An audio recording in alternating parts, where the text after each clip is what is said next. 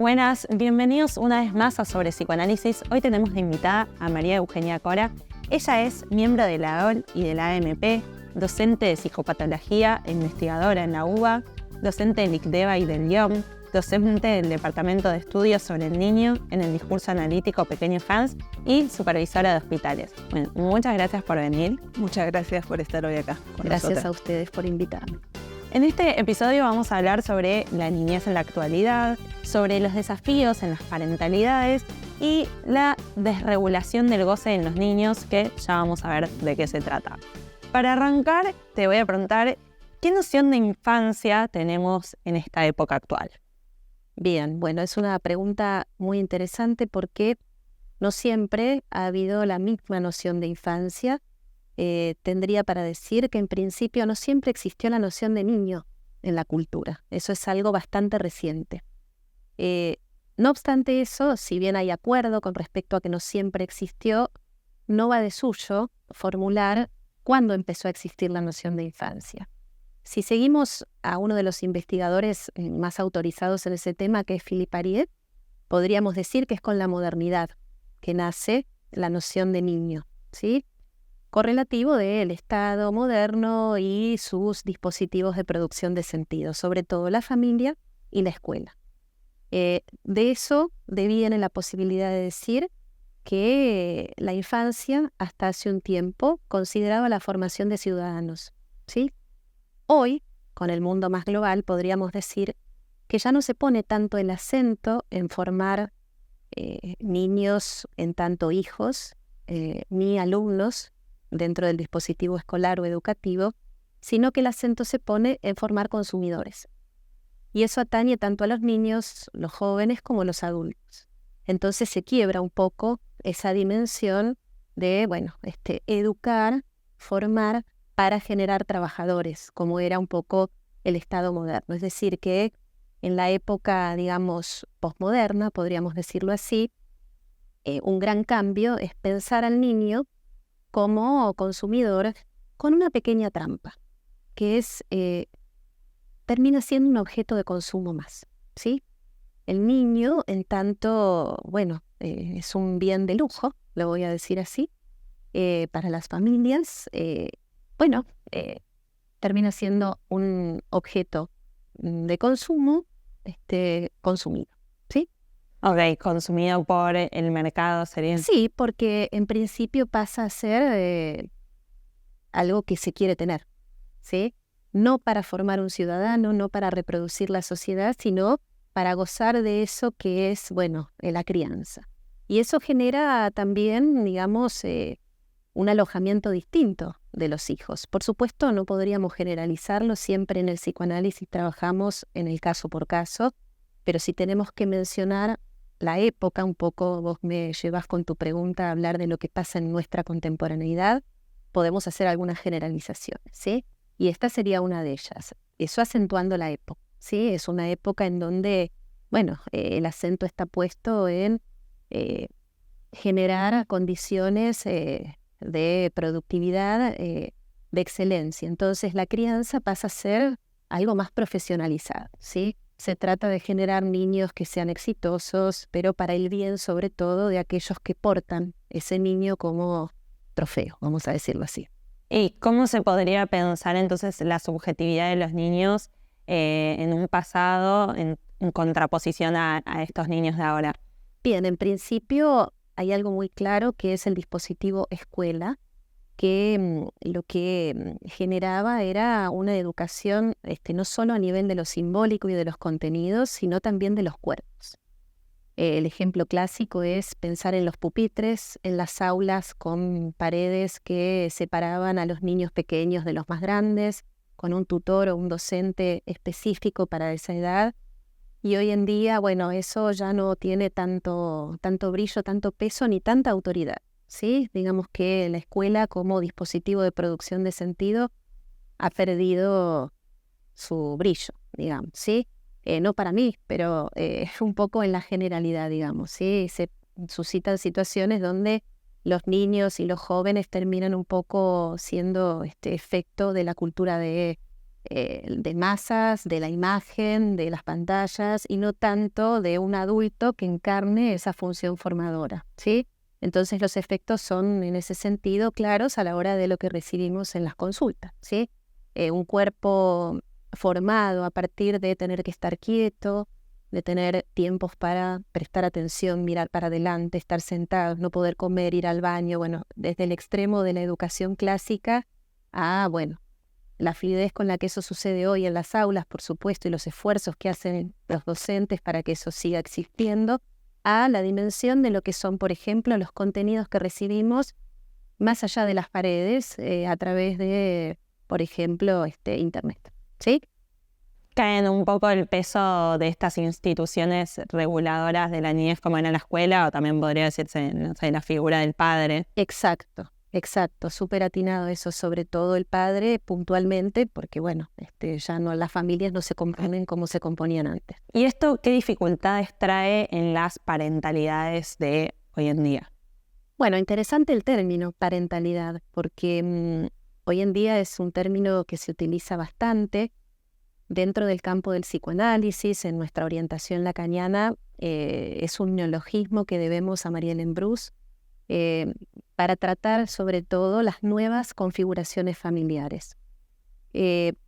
Retomaría luego la cuestión de cómo se ejerce la paternidad y la maternidad hoy, pero das en la tecla con ese término, porque así como antes la familia, podríamos decir la familia moderna, ¿sí?, se armaba en torno a lo que tiene que ver con el encuentro entre un hombre y una mujer, ¿sí?, lo cual pone en el centro la dimensión de que había que pasar por la sexualidad para reproducirse, ¿sí? Entonces la llegada de los hijos de un niño estaba en línea directa con eso. Hoy, con las nuevas configuraciones familiares y sobre todo con la ayuda de la ciencia, se desprende ese capítulo en donde la sexualidad ya no está ahí en el origen de esa vida, ¿sí?, necesariamente. Entonces, se habla de parentalidad en términos de que hay una igualdad entre la función del padre y de la madre, o solo madre o solo padre, o las familias homoparentales, ¿sí?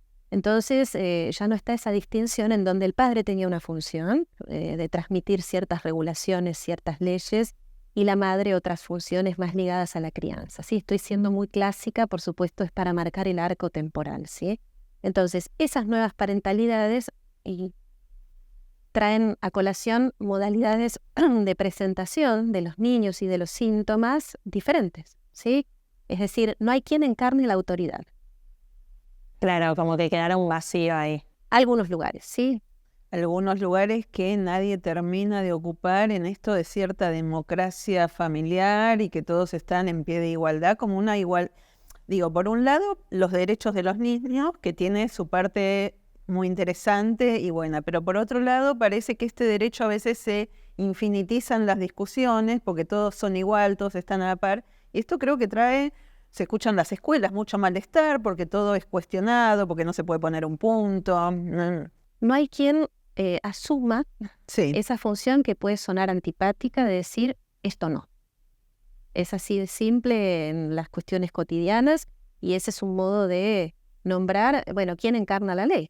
Cuesta poner los límites. Efectivamente. Entonces eso genera, en esto que bien ubicabas, Patricia, un rechazo de las diferencias, porque en el todos iguales se rechaza la diferencia. La diferencia no es desigualdad. Digo, la ley, por suerte, introduce una dimensión de igualdad ante la ley y de derechos, pero no hay que anular las diferencias. Sobre todo es el punto que intenta reintroducir el psicoanálisis cuando trabaja con la singularidad, cada uno en su singularidad, ¿sí?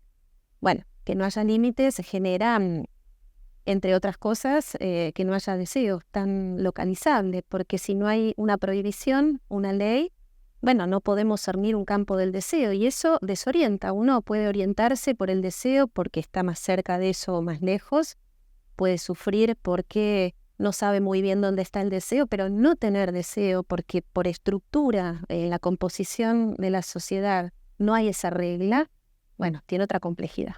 Claro, porque en esto que vos decías antes de los niños como consumidores, más allá de los adultos como consumidores, también los niños, en el consumidor hay un todos iguales, vendámosle a más cantidad de gente esto, ¿no? O todos consumen lo mismo. Efectivamente. Y se borra la diferencia, que es lo más rico, lo más singular. Efectivamente, sí, todos lo mismo y a un ritmo en relación a lo temporal, esto que marcaba de lo escolar, marcando tiempos de espera, procesos, puntos de arribo, proyectos. Bueno, ahora es todo ya, ¿sí? En lo instantáneo, además en lo inmediato. Es para todos lo mismo y ya.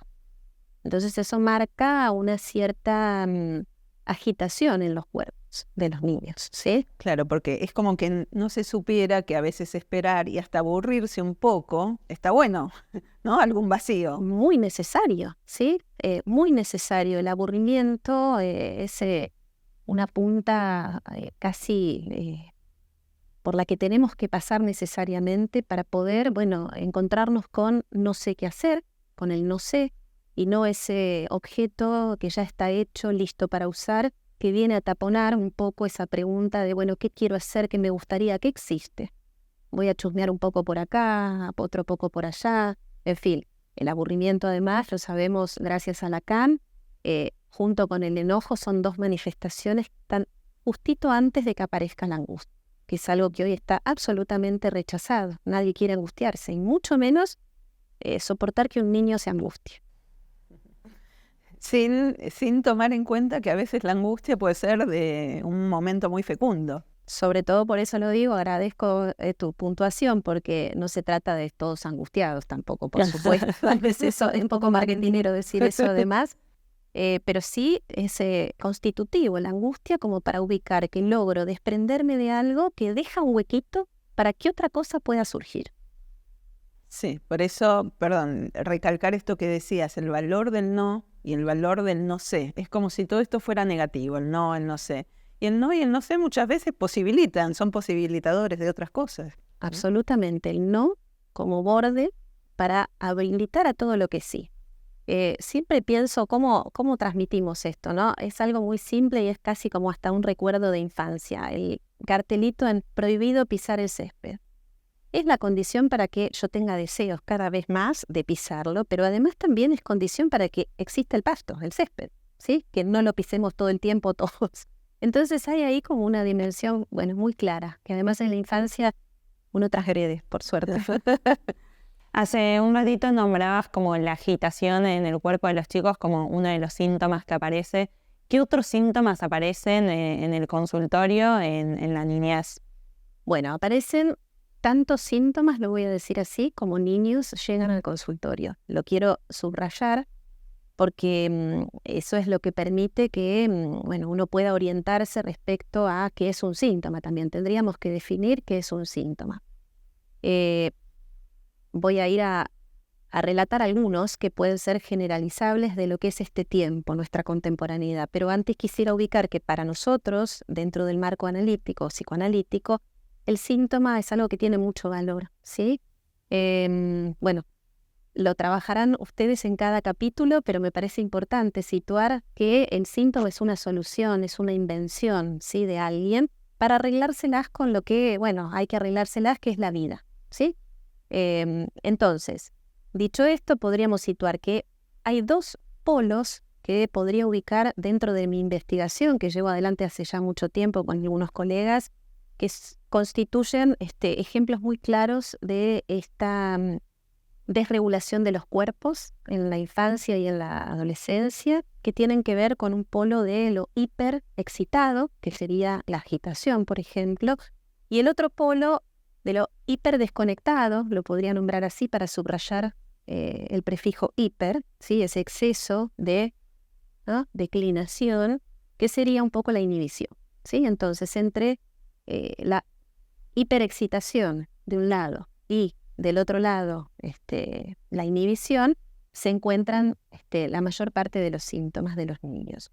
Para decirlo más concretamente, tenemos casos que llegan nombrados desde la época como trastornos de déficit de atención, con o sin hiperactividad, todo el campo de las adicciones, bulimias, anorexias, consumos tóxicos. En niños. En niños, bulimia y anorexia también. Es una buena pregunta esa, Patricia, porque cada vez antes aparecen algunas situaciones, por ejemplo, el cutting o los cortes o las autolesiones empiezan a ser frecuentes en niños más pequeños. Antes era algo más ligado a la respuesta adolescente, ¿sí? Al síntoma adolescente, en tanto respuesta a lo puberal.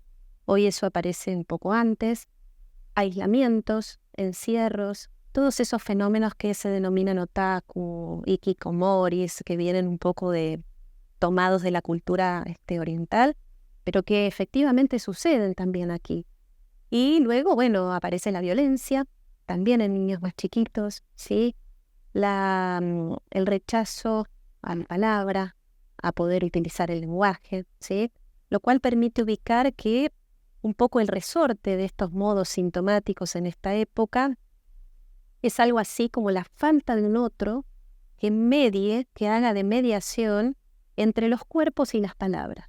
O dicho de otro modo, podríamos decirlo así, entre los cuerpos y el goce, ¿sí? La satisfacción. Ahora vamos a ir al goce, que es un término que parece complejo. Digo, los cuerpos desregulados podríamos pensarlos así. Uno nace, un ser hablante, un ser del lenguaje, un ser humano, nace en una cultura, ¿sí? Y en ese sentido se encuentra con el lenguaje.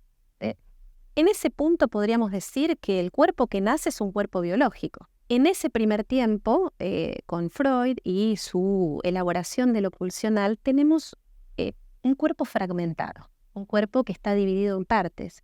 Esos agujeros, esa localización de las funciones que tienen y se invisten de una energía particular. Con Lacan lo que vamos a... Bueno, y luego Freud ubica una operación necesaria para poder tener un cuerpo. Es decir, que de entrada no hay... Se tiene que constituir el cuerpo. Exactamente, se tiene que constituir, hay que lograr tenerlo. No siempre se logra, pero hay que lograr tenerlo. Y hay muchos avatares una vez que se logra esa conquista de tener un cuerpo y ser un yo, ¿sí? O creerlo al menos.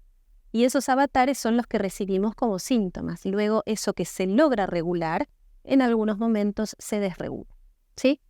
O sea, el niño nace como con un cuerpo desregulado que en ese transcurso de la niñez lo va regulando, pero después lo que decís es que a veces se puede desregular. Eso. Y voy a decir una sutileza. Está muy bien tu lectura. Yo diría algo más.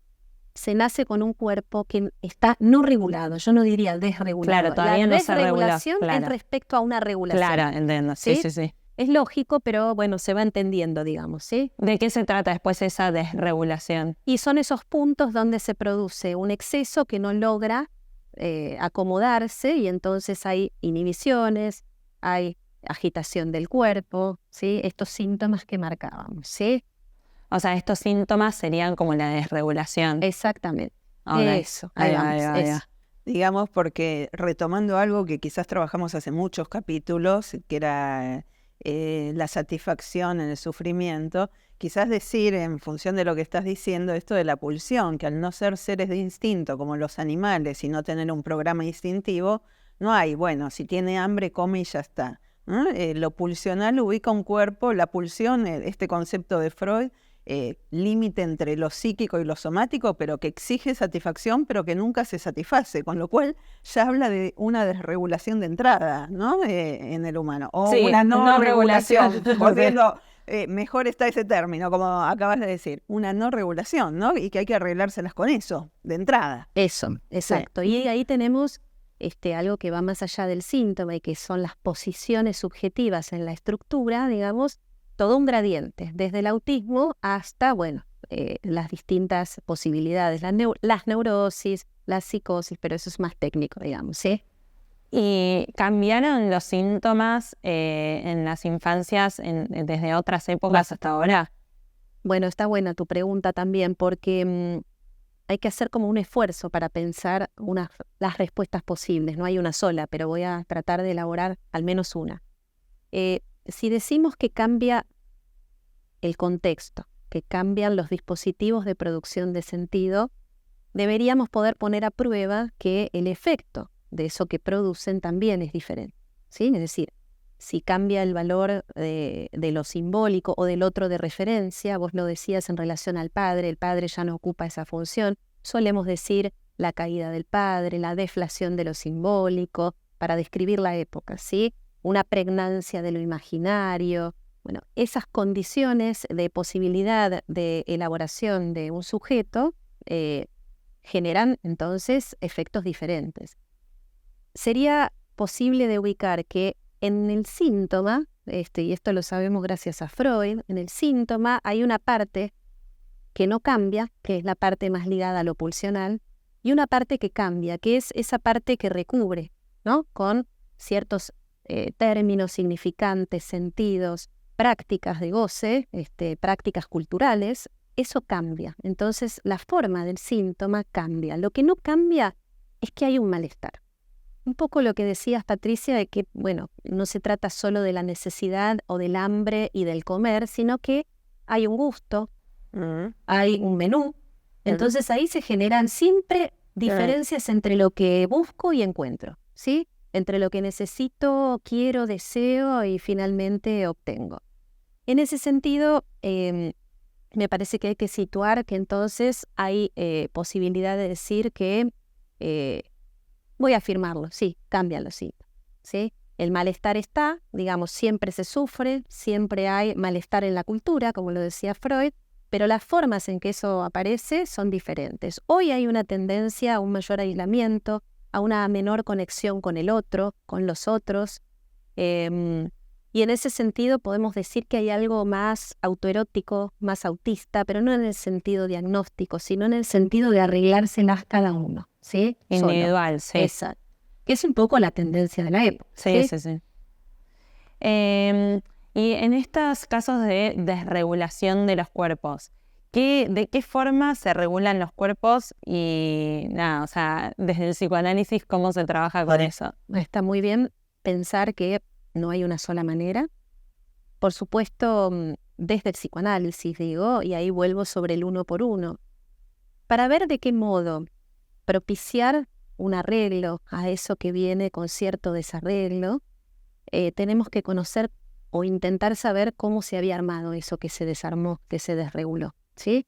Si hay desregulación es porque antes se logró una regulación. Tratar de captar en qué punto eso se desreguló para un sujeto y desde ahí propiciar condiciones de posibilidad para que ese sujeto invente una nueva regulación, ¿sí? Por ejemplo, un síntoma que no nombré y que me parece bien nombrar es la fobia, que es un síntoma clásico, ¿no? Digamos, pero que hoy aparece de modo más generalizado, ¿sí? Uno tiene que tratar de pescar como analista en qué punto eso se armó, para qué funciona eso, antes de sacarlo, antes de tratar de, tocarlo, vamos a decir así, ese síntoma, o una anorexia, o el corte. Por supuesto hay síntomas que requieren cierta urgencia, ¿sí? Donde hay riesgo para sí mismo o para terceros, pero donde podemos hacer del síntoma la ocasión para localizar que tiene una función que vino a reparar algo que estaba desajustado y entonces hacia ahí construir un síntoma menos sufriente, ¿sí? Es decir, una solución menos sufriente, porque el síntoma tiene como el peso de lo negativo y en realidad estoy tratando de enfatizar la posibilidad que nos da el síntoma, que es la de arreglárnosla con algo, ¿sí? ¿Tenés algún ejemplo de algún caso clínico? A ver, sí, podría decir lo siguiente, sin nombrar ningún caso en particular, podría decir un caso un poco grave, digamos, en el sentido en donde había una restricción de la ingesta de alimentos que no era grave al momento de la consulta porque no ponía en riesgo la vida ni la salud de ese niño, pero que traía aparejado un síntoma en la familia. Es decir, que estaba dirigido en particular a la pareja de padres, en ese caso, y era solo comer aquello que tenía forma de milanesa, ¿sí? Con lo cual generaba una complicación. Uno podría decir, bueno, le doy milanesas todos los días, no va por ahí la cuestión, tampoco era la milanesa, era la dimensión de introducir ahí te pido esto y me das otra cosa, ¿sí? ¿Cómo se trabajó eso? En principio, acentuando ese te pido algo y me das otra cosa, digamos. El trabajo fue puntualmente con el niño. En el primer tiempo sucedió lo que se llama el recrudecimiento del síntoma. A partir de venir al análisis dejó de comer, con lo cual enfatizó por ese punto, digo, por las paradojas de la práctica que llevamos adelante, para luego poder decidir y elegir desde el menú. La propuesta fue trabajar un menú, ¿sí? Es interesante en esto cómo se puede hacer ahí una pausa y el analista quizás soportar un poco y ¿no? Evaluar, ¿no? Que este no comer sea un no comer dosificado, donde se pueda ver qué va pasando, para hacer la pausa y el lugar al no sé, que decíamos antes, el lugar al no, para que pueda elegir. Efectivamente, en el caso se verificaba que finalmente era el niño milanesa la cuestión, venir a ocupar ese lugar en el otro parental. ¿Qué significaría? La fijeza de, responder a cierto ideal de lo que debe ser un niño. Cómo debe responder en la escuela, cómo debe responder a los hábitos diarios de higiene, de comportamiento en la casa, sociales, deportivos, y además con la dimensión tensa que, por supuesto, no coincidía en el ideal de la madre y el padre, con lo cual era un síntoma de la pareja parental. No comer fue un paso hacia adelante en este caso, porque implicaba salir de esa fijeza y empezar a preguntarse, entonces, helado, tortas, dulce, salado, y empezar a ubicar que hay matices y hay más de una opción. ¿Sí? Claro, en ese sentido me parece interesante porque no se va a la reeducación, a la normalización, que sería nuevamente, ¿no? Quizás aplastar al sujeto y que coma, porque no comer fue un paso adelante. Exacto, ¿no? Ese es el punto. Esto que justamente no fue el signo de la enfermedad, sino el signo de, que aparezca más claramente el sujeto más saludable, más sano, más en otra relación consigo mismo. Claro, tuvo que no comer para después poder pasar. Ahora que lo escucho en cómo se va dando la conversación, nuevamente la importancia del no. La importancia del no. No y no sé, ¿no? Esto, y que no sepa para después saber. Soportar eso a veces para las familias es muy difícil. ¿Por qué le pasa esto? Entonces uno ahí introduce algo que es bien propio de este discurso. Tal vez a veces no vamos a saber el por qué en términos de una causa lineal, sino que más nos interesa saber el para qué. ¿Para qué se le armó esta fijeza y para qué dejar de comer? Para poder construir un menú y encontrarse con el deseo. Bien. Como última pregunta, ¿qué quiere decir que el niño se ubica como objeto de goce de la civilización? Bueno, a ver, un poco... podríamos retomar desde el inicio de nuestra conversación hoy, de la entrevista, en donde pensamos al niño como objeto, lo habíamos traído en relación a la cuestión del consumo y de ser finalmente un producto a ser consumido, ¿sí? Un poco es esa dimensión donde los niños quedan un poco sueltos, ¿sí? Respecto al amor, lo voy a traer desde el lado del amor. Porque en realidad, ¿qué es un niño? Digamos, es un objeto, podríamos decirlo así, de los cuidados, del amor, de la crianza, de la educación, de la alimentación, de derechos, ¿sí? Pero desde nosotros, desde el psicoanálisis, vamos a tratar de ubicar como en el huequito que eso nos deja a partir de la situación problema o del síntoma, un sujeto del inconsciente, ¿sí? Es decir, que objeto A liberado, dicen las teorías que manejamos, sería un objeto suelto, digamos, librado un poco a la civilización del consumo, ¿sí? Entonces, poner una pausa, poner un stop y considerar que ahí hay un sujeto del inconsciente, que hasta desconoce, no sabe por qué le pasa lo que le pasa ni para qué. Bueno, es un no saber entonces fecundo cuando se puede hacer lugar a eso, porque y en este caso que contaste se ve muy bien cómo él pudo, conectarse con un menú, ¿no? Y salir de la fijeza. Bueno, muchas gracias por venir hoy. Hasta acá el episodio. Muchas gracias, muy interesante. Gracias a ustedes.